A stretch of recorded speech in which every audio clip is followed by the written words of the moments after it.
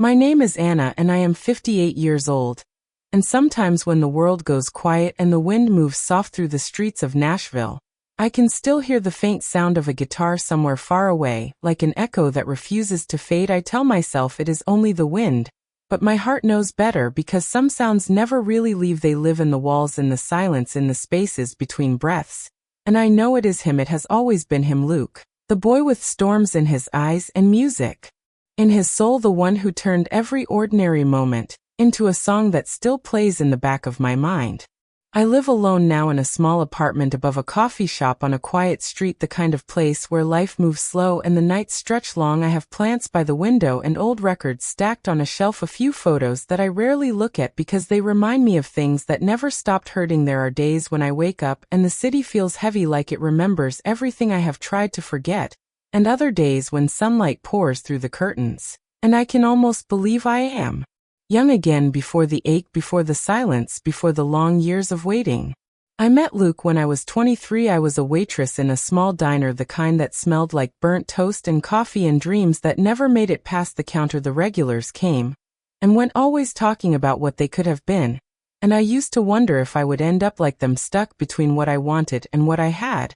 And then one night he walked in carrying a guitar case and a notebook and a quiet kind of sadness that felt familiar. He sat in the corner booth near the window and started writing on napkins, humming tunes that had no names yet.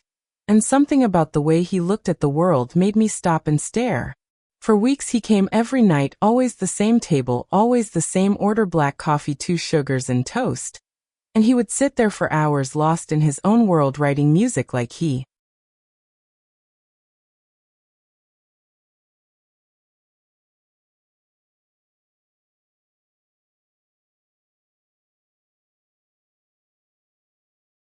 was trying to put his heart back together piece by piece. One night when I brought his refill, he looked up and said, "Do you believe in destiny?" And I laughed because I had long stopped believing in anything that sounded that fragile. And I said, "Only when it hurts." And he smiled, that slow, soft smile that could melt the coldest night, and said, "Maybe that is when it is real." And that was the first moment something changed inside me. After that we started talking small things, at first about music, about the kind of people who came through the diner, about how strange it was that two strangers could feel so familiar so fast. He told me he had been traveling for years, chasing songs and stages that never really led anywhere, that he played in bars for people who never listened.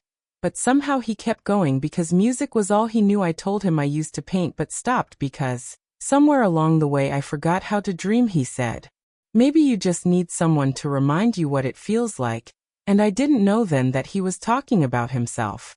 We started walking home together after my shifts, talking about everything and nothing. Sometimes we sat on the rooftop of my building watching the lights of the city shimmer like stars that had fallen too far. He would bring his guitar and play the softest melodies, songs without words, songs that felt like promises. And I would close my eyes and think, maybe this is what it means to be alive again. We were both young and broke, but somehow we had everything that mattered: our laughter, our dreams, our quiet kind of love that grew in the spaces between the noise. Every night he would sing at open mics and I would sit in the front row cheering louder than anyone else. And he would always look for me in the crowd, his eyes finding mine. And for that brief moment it felt like the world disappeared, like it was just us, and the song he was singing was meant only for me. People said we were foolish, two dreamers chasing a feeling that could never last, but I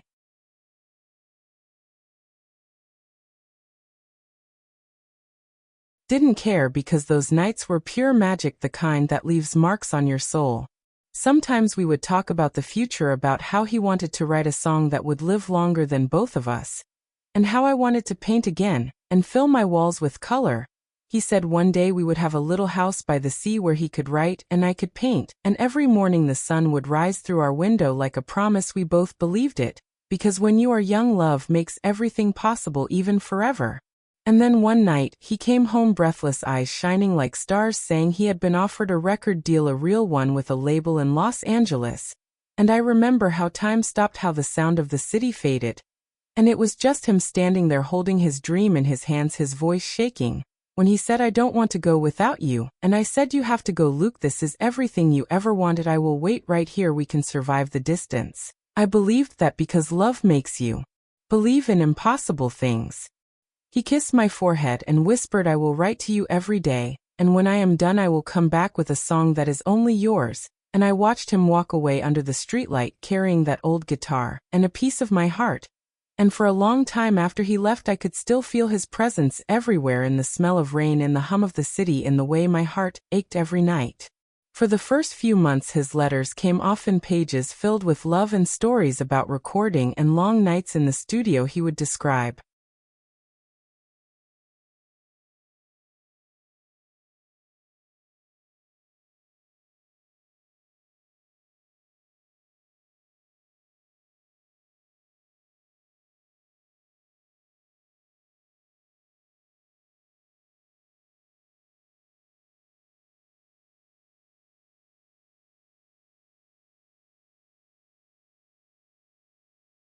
Sunsets in California, and say he missed the way the city lights reflected in my eyes. He wrote about songs that reminded him of me, and said he was writing one that would be ours. I would sit on my bed reading his words over and over until the ink began to blur from my tears. I kept every letter tied with a red ribbon hidden in a box under my bed like a secret treasure. But then the letters started coming, less often than shorter, sometimes just a few lines saying he was tired, busy, overwhelmed. And I told myself it was just the distance, that everything would be okay, that dreams always took time. But deep down I felt the silence creeping in like a shadow. The days turned into weeks, and the weeks into months, and slowly his voice began to fade from the pages of my life. The letters that once came with the smell of coffee and rain now came rarely, and sometimes not at all. I would check the mailbox every morning, heart pounding with a hope that never learned how to die. And when it was empty I would tell myself, maybe tomorrow, maybe next week, maybe when the song is finished, because that is what love does, it keeps waiting even when it knows it shouldn't. Then one night while closing the diner I heard a song playing from the radio, soft and low, the kind that makes you stop breathing for a second. And when I listened closer I heard his voice, the same voice that once whispered dreams in the dark, only now it was everywhere, and the world was listening. His song was beautiful, haunting, full of pain and longing. But it was not about me, I knew it instantly. It was about another story, another face, another moment I had never lived, and it felt like the floor beneath me gave way, like my heart had been rewritten by someone else's melody. The customers clapped, the cook turned up the volume, and said, "That guy is gonna be big one day," and I smiled, because what else could I do? I smiled and nodded and said, "Yeah, he will." And when I walked home that night the streets felt colder than ever, the sound of his song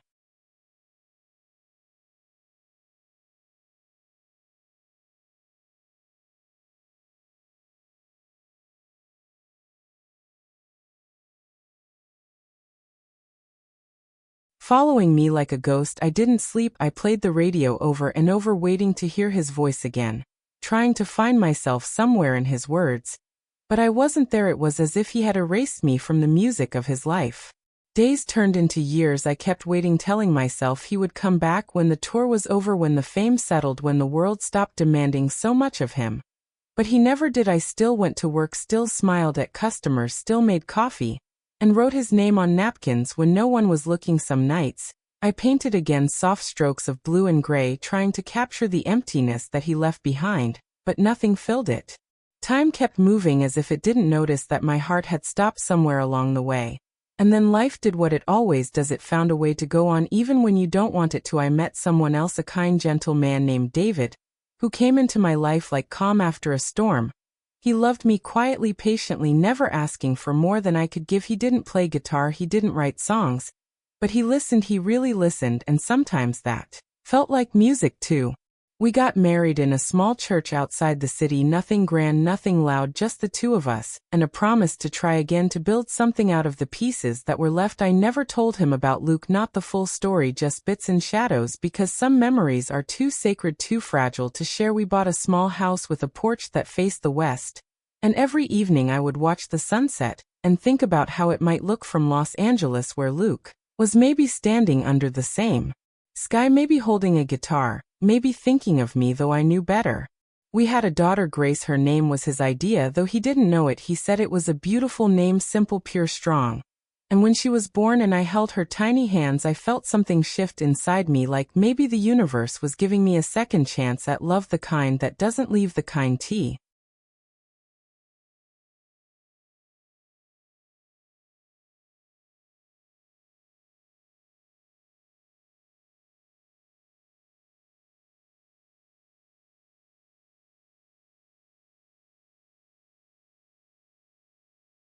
that stays even when the music stops. David adored her.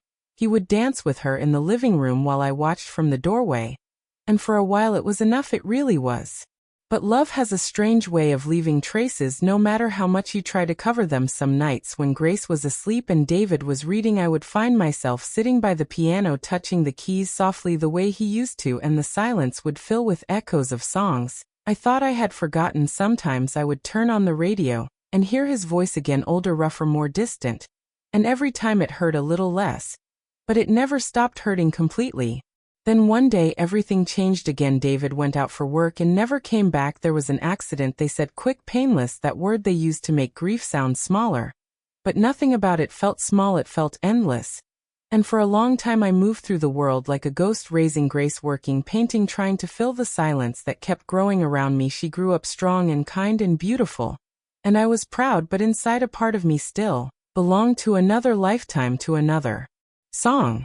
30 years passed before I heard his name again. By then I had gray hair and soft hands and a heart that had learned to live with its cracks. I had moved to the apartment in Nashville, the one above the coffee shop with the view of the trees and the sound of guitars drifting through the streets. Sometimes I thought maybe he was somewhere out there, still singing, still chasing the music that had once carried him away from me.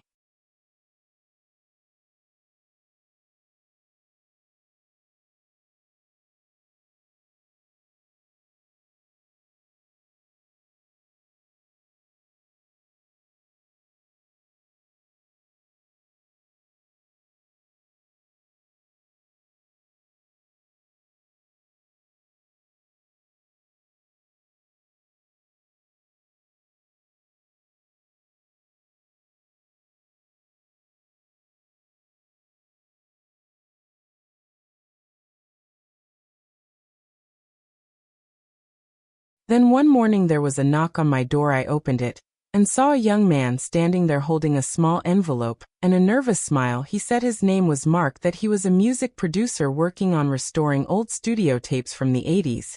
And he said he had found something I might want to hear. I asked what it was. And he said a song called Anna, written and recorded by Luke Mitchell.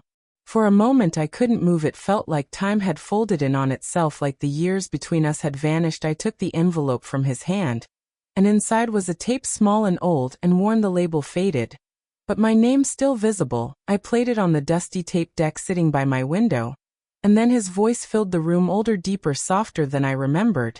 And he sang about a girl he left behind, about promises broken, about a song unfinished, and the last line stopped mid-word, like his heart had stopped before the sound could leave him. I sat there on the floor listening to that song over and over as the light shifted across the room, and the city outside began to blur into night. His voice wrapped around me like a ghost that had finally found its way home. Every word, every pause carried years of silence and longing that no letter could ever say. It was as if he had recorded the sound of his own heart breaking and left it for me to find someday when I was ready, when I could finally listen without falling apart. I did not cry, not at first. I just sat still, holding my breath, afraid that if I moved the music would disappear, that the spell would break. When the last note faded, it felt like the world stopped breathing with me. And in that silence I whispered the words he never got to finish, "I love you too, Luke." And the room answered with nothing but quiet. But somehow that quiet felt full, like he was there listening, like he had been waiting for me to say it all these years. The young producer Mark told me later that the song had never been released, that the label had kept it in